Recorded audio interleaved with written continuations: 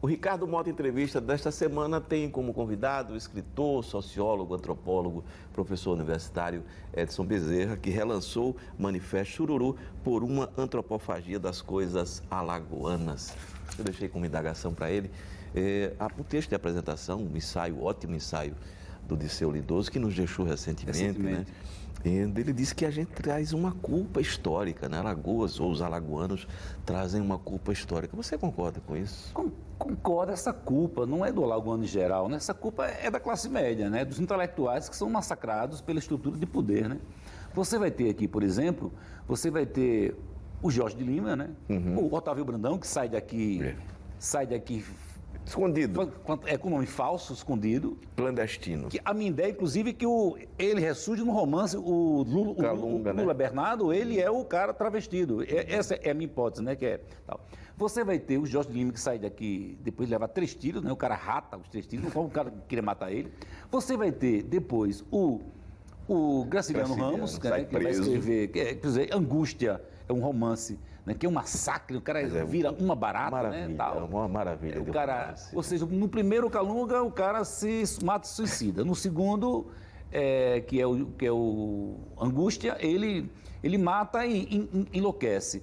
O terceiro romance, que é o Ninho de Cobras, né? O cara morre sob tortura. E tem a coisa dizendo assim, por exemplo, não, no fundo, mas é um grande cemitério, estamos todos enterrados. Aliás, se você me permite, eu acho que é um romance subestimado, né? O Ninho de Cobras, porque ele é muito bonito.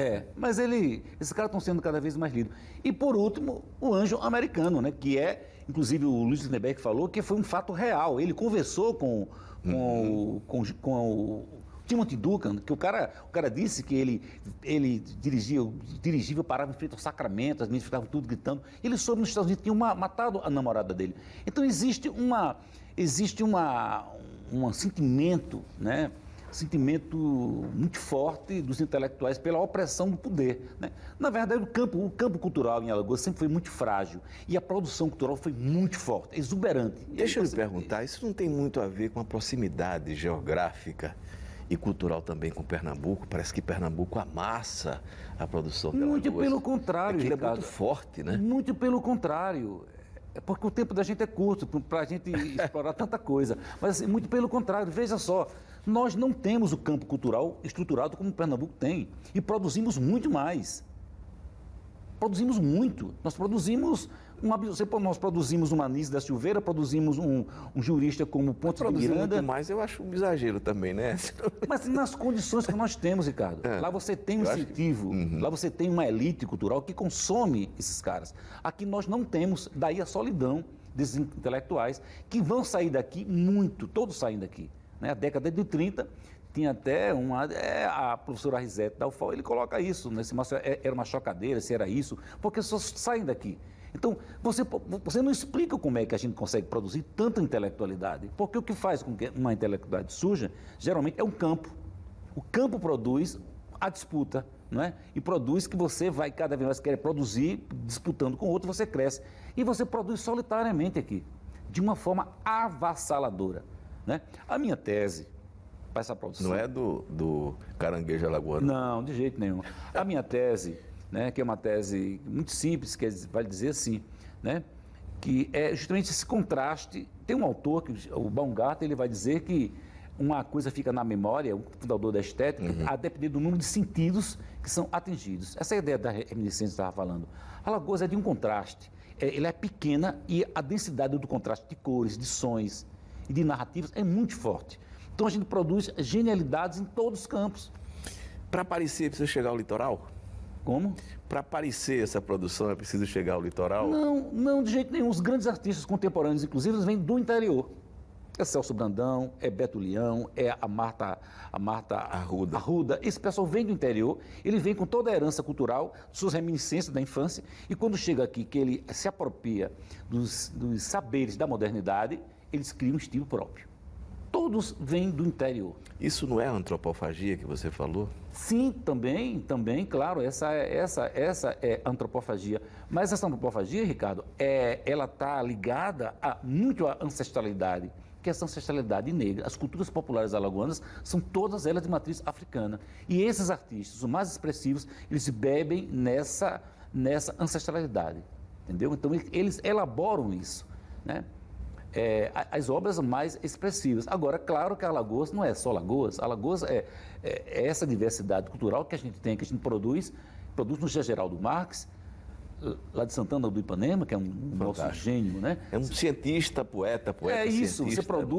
Você produz, por exemplo, como é o nome do cara, aquele cara que escreve o João Urso, o Breno Ascioli.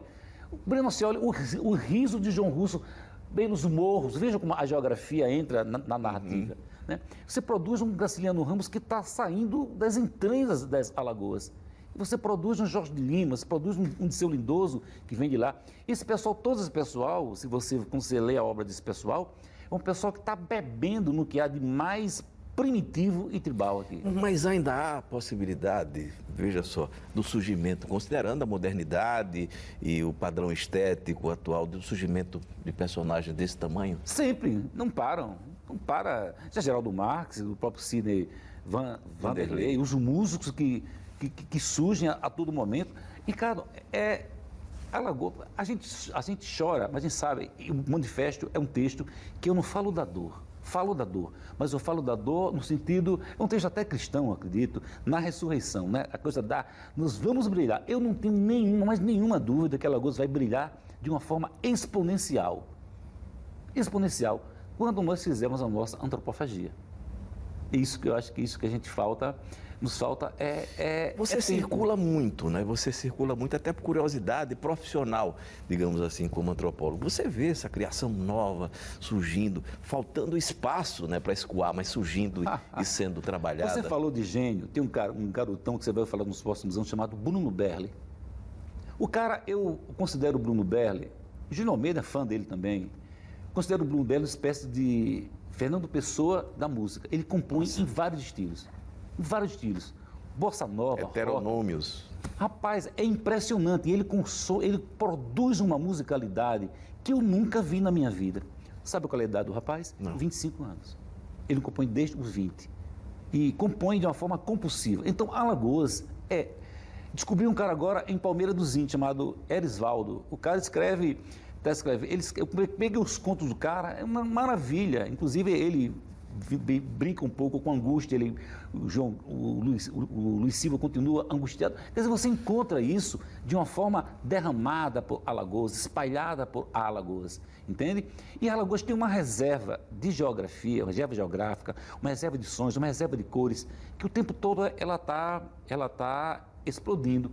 Um dia eu estava lá num quilombo lá de Palmeira dos Índios, que eu acho que é a cidade mais rica culturalmente. Você tem quilombos, você tem índios, uma tradição literária, uma beleza geográfica muito grande, barroca, eu acho até. E o cara disse uma frase assim: se eu fosse rei, o meu reizado era na rua. Se eu fosse lua, eu era nova todo mês. Assim, brincando com você. Ele falou meia hora cantando coco pra gente. Então, Alagoas, esse derrame, Ricardo, de beleza. E a antropofagia alagoana, ela não para de existir. Ela está soterrada, mas ela explode o tempo todo. Eu acho que a gente é que não percebe, mas ela está aí. Eu acho que Alagoas é uma coisa eterna, eu acho que ela não morre, né? Eu acho que a alegria do povo alagoano, ela vai um dia explodir de uma forma... Eu espero que a gente alcance ainda, né? Carnaval de rua, esse tipo de coisa vão acontecer. Eu já vivi isso, mas em outros tempos, o Carnaval de rua, faz muito tempo. Edson, obrigado pela sua presença. Obrigado pela oportunidade de estar falando. Ainda voltaremos a conversar qualquer dia, com certeza, tá bom? Estender essa conversa. Obrigado pela sua atenção também, até a próxima semana.